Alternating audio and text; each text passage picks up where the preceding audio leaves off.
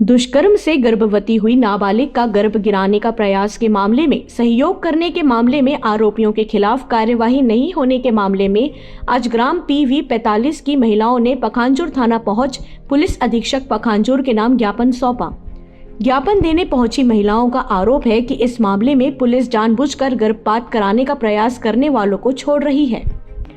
मामला पखांजूर थाना क्षेत्र के ग्राम PV 45 का है। 8 जनवरी को पीड़ित नाबालिग और उसके परिजनों ने आरोपी दिल्ली निवासी आनंद सरकार तथा गांव के एक सहयोगी तापस के खिलाफ शिकायत दर्ज कराई थी कि तापस के सहयोग से दिल्ली निवासी जो गांव में अपने परिजन के यहां आया था वह 2 बार जबरन दुष्कर्म किया। इस दौरान नाबालिग गर्भवती हो गई तो लड़की को गांव के सुखरंजन सरदार द्वारा गर्भ गिराने के लिए दवाई लाई गई, जिसे सुखरंजन सरदार की पत्नी संजू सरदार तथा दुष्कर्मी के सहयोग करने वाली तापस विश्वास की पत्नी सुष्मिता विश्वास ने दवा खिलाई पर गर्भपात नहीं हुआ। इस दौरान दिल्ली से आया मुख्य आरोपी गाँव छोड़ दिल्ली भाग गया।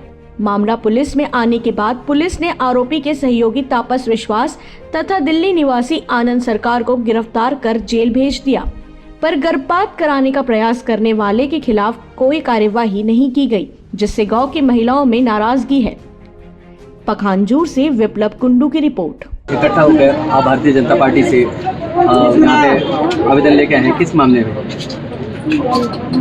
PV 45 एक नाबालिग बालिका जिनकी उम्र 13 साल है, उनसे बलात्कार किया और बलात्कारियों को जेल भेजा गया, परंतु उनको जो सहयोगी किया, जो सहयोगी है उनके परिवार के, उनके नाम पे आवेदक प्रार्थी द्वारा बारंबार पुलिस विभाग को, पुलिस अधिकारी को जानकारी दी जा रही है पर उनके कार्रवाई नहीं कर रहे हैं। अभी इस रैली में आए लोग प्रेशर की वजह से उनकी अभी मृत्यु हो गई, जिसकी खबर मिली है, इस पर क्या कहना चाहेंगे? किस प्रकार का प्रशासन व्यवस्था चल रहा है? तो दुखद मामला है, परंतु मैं प्रशासक पर चेताना चाहूँगा कि एक व्यक्ति जिस महिलाओं का अपमान को सहन न करने के कारण महिलाओं के ऊपर अत्याचारों को विरोध करते हुए वो अपने 45 नंबर से यहाँ तक पहुँचे और उनके देहांत हो गया। और इनके ऊपर ये शासन और प्रशासन का धिक्कार है कि इनको जो सहयोगी उनकी तत्काल कार्रवाई करे, नहीं तो उनको जिनका देहांत होगा उनको बिता नहीं जाएंगे।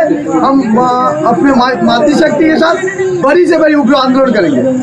थाने पर घिराव की क्या का जानकारी है? हम लोग क्या चाहते हैं के साथ बलात्कार है, इस मामले में 8 तारीख को एफआईआर दर्ज है, लेकिन पूरी तरह से शासन से को कार्रवाई नहीं मिला, संतोषजनक। तो हम लोग फिर पूरे महिलाएं और गांव के लोग फिर से किस प्रकार की कार्रवाई चाहते हैं? हम लोग चाहते हैं कि जिसने बलात्कार किया और उसके साथ जो सहयोगी है उनको भी सजा मिले। कितने सहयोगी का नाम है इसमें?